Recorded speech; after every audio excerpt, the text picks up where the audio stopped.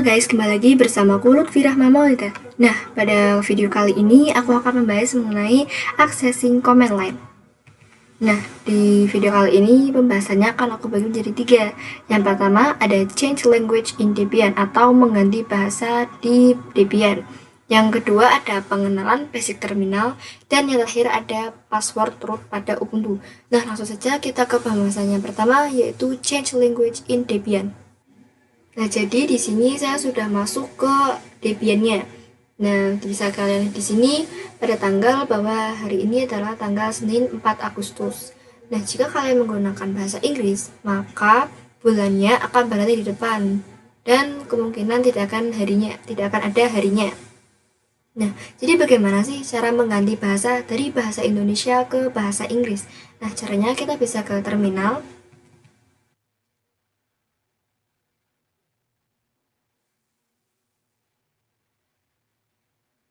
Bahasanya kita bisa ke root. Nah, caranya kita bisa ketikkan su, lalu enter, lalu kita bisa masukkan sadinya. Nah, di sini saya sudah berada di root, lalu kita akan ketikkan sudo dpkg strip reconfigure locales.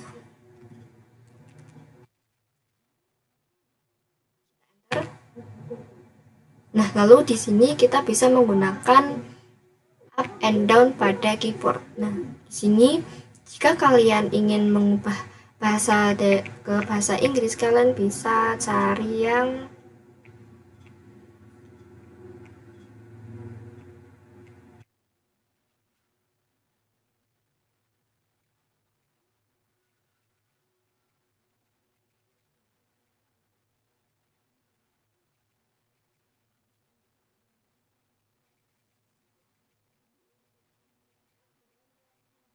ini, strip US. Nah, jika kalian ingin mengganti dari bahasa Inggris ke bahasa Indonesia, kalian bisa mencari kode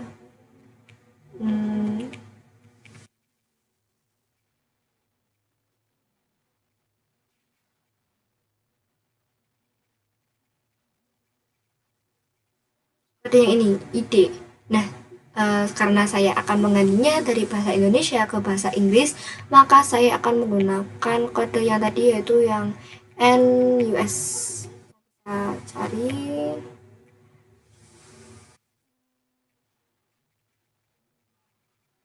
Di sini untuk memilihnya kalian bisa klik space pada keyboard.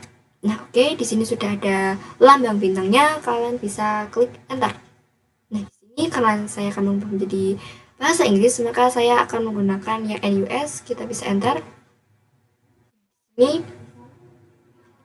kita akan ke aktivitas.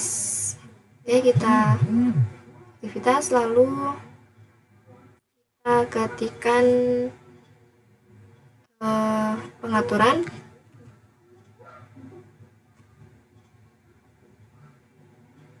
Lalu kita bisa scroll, lalu kita pilih yang wilayah dan bahasa.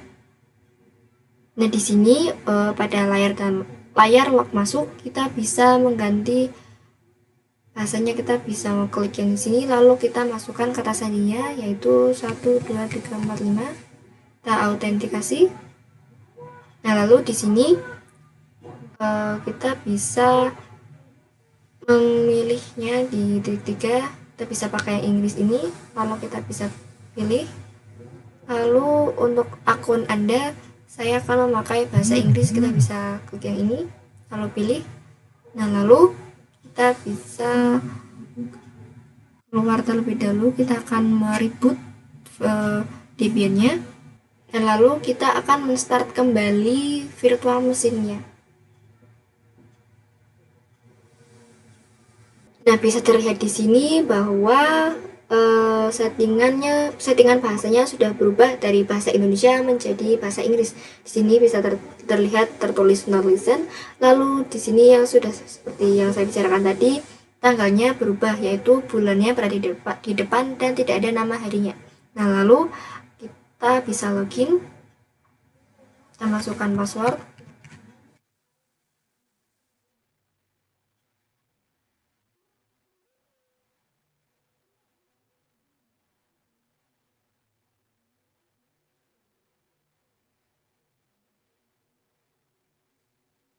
Di sini saat login akan menampilkan opsi perubahan nama pada folder.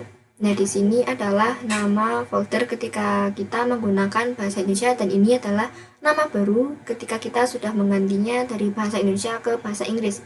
Nah, di sini saya akan memilih update nama yang itu menjadi bahasa Inggris untuk mempermudah.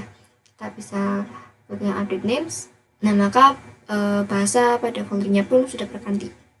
Lalu kita ke pembahasan selanjutnya mengenai pengenalan basic terminal. Jadi sebelum kalian belajar di Debian terlebih dahulu, kalian harus mengetahui dahulu basic-basic pada terminalnya. Di sini terdapat penamaan Lutfi, @Lutfi, lambang melengkung, dan dolar. Nah, jadi tulisan Lutfi ini adalah username saya. Nama ini yang akan muncul saat men-start virtual mesinnya.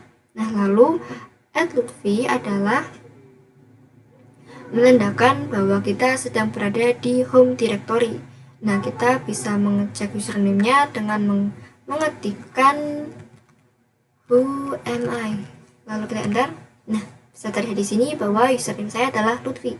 Nah, lalu kita untuk mengecek hostname-nya, kita bisa ketikkan hostname ctl. Lalu kita enter. Maaf, terjadi sebuah kesalahan, itu host name ctl. Lalu kita enter. Nah, di sini bisa terlihat ya bahwa hostname-nya adalah Lutfi.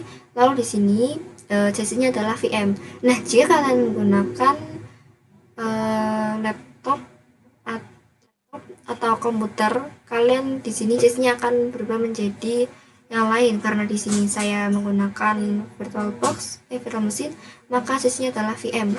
Nah, bisa di sini juga bahwa hardware modelnya dan juga firmware version adalah VirtualBox. Lalu di sini saya akan mengclear untuk menghapus perintah-perintah tadi yang sudah saya buat. Di sini kita bisa mengecek posisi kita. Kita bisa ketikkan pwd lalu enter. Nah, di sini posisi saya adalah berada di home directory sesuai dengan output yang tertampilkan di sini. Nah, lalu jika kalian ingin masuk ke directory lain, contohnya di sini saya akan masuk ke root directory. Kalian bisa ketikkan cd /etc. Lalu kita enter. Oke, di sini lambangnya sudah berganti ya, dari yang melengkung seperti ini berubah menjadi /etc. Oke, lalu untuk kembali ke home, kita bisa ketikkan cd home